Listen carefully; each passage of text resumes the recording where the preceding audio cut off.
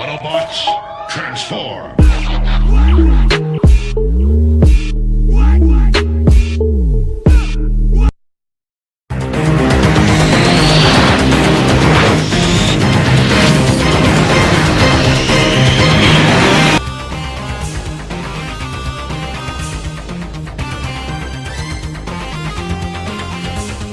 What's up, everybody? Welcome to my toy review, and this is my second ever Marvel Legends review. Today I'll be reviewing Marvel's Gladiator from the X-Men wave with the Apocalypse Builder figure. And I'm going to start off with the figure that comes with the head Gladiator, or Marcus Decimus Maximus Meridius, father to a murdered son, husband to a murdered wife, and I'll have my vengeance in this life or the next. Oh wait, wrong Gladiator. This is Marvel's Gladiator. And here he is in his packaging. There he comes with Apocalypse here. There he is. And on the back of the box, he has a brief little bio. The leader of the Imperial Guard, Gladiator shoots heat beams from his eyes and commands his forces with formidable strength. This guy is basically a Superman ripoff. Yeah, I said it. I'm Team DC. I like Marvel, but Marvel's number 2, you know. But yeah, this brief bio, he's such a... They should put longer bios on these guys, because this guy is one of those characters that a lot of people don't know about, but he has all type of crazy powers. Like I said, I said it jokingly, but I'm kind of serious. He's like a Superman ripoff. He has basically heat vision, superhuman strength. He has flight. The guy can like destroy a planet. He has the super breath, the frost breath or whatever. He has super hearing. He can hear like things out in outer space that might be beyond Superman. He can move at 100 times the speed of light. Just anything Superman can do, you know what I'm saying? But this guy, they say he can rip apart a black hole, which is like, okay, that's a lot. You know, I could take you destroying the planet, but he can take a blast from Odin and still survive. He can survive an direct attack from Thor and Mjolnir. But basically, he can survive the equivalent of a supernova. And I still think it's pretty much, he's like the purple Superman. He has the cape and everything, the logo on the chest. But anyway, here he is. This is by Hasbro, and I'm going to slice this guy and get him open.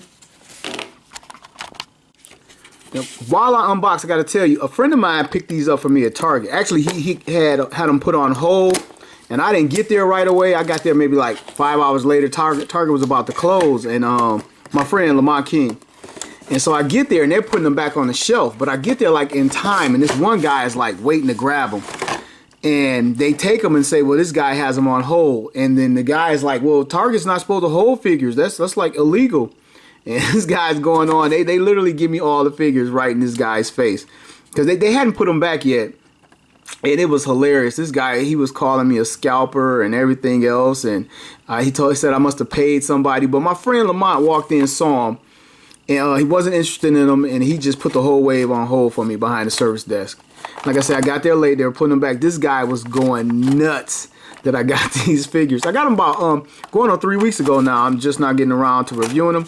Anyway, take him out of the packaging. And I can't believe he has no ties on it. This is what makes them so easy to steal, guys, and take the builder figure and everything. Get this guy out without ripping off the cape.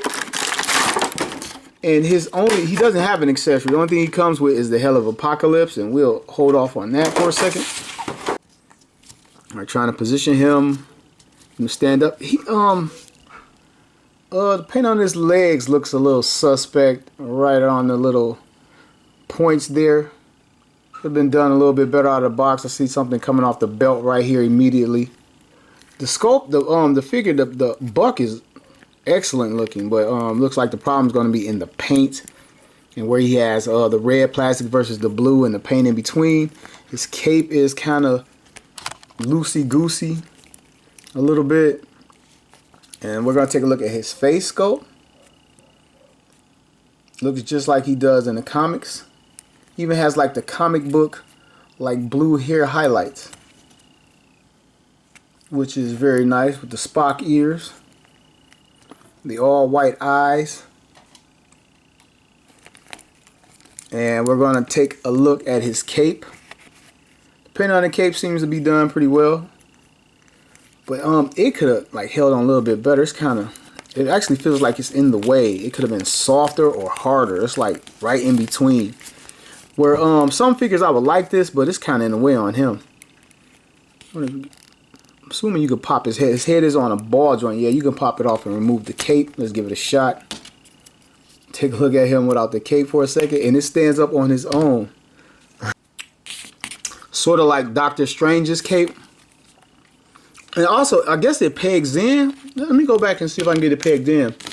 See if it'll hold on better. I don't think it was pegged in. Yeah, let's see if it sits there. Yeah, it sits there a little bit better now. I didn't realize that. So let's try the review again.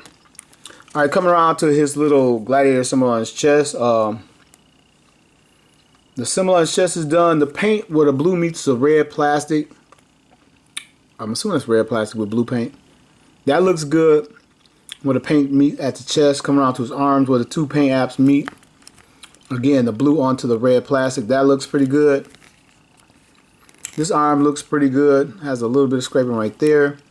But that looks pretty good coming out to the back of his belt. Again, you see like it's two peg holes, but it only uses the one larger one. And let's run down articulation real quick. His head is on the ball joint. I just popped it off. And it has a hinge right here at the neck. So he can look down amazingly well. He can look up when he's about to like blast off and take off. Completely 360s. Of course, that is great motion in there. Range of motion in there. His shoulders, you can get him on a little hinge under there. You can get him up this far. Get his arm up this far to the side. You swing it all the way around. Get his arm up this high. Completely 360s at the shoulder. The bicep swivel 360s. He's double hinged at the elbow. He can get it up pretty high. You can make a muscle.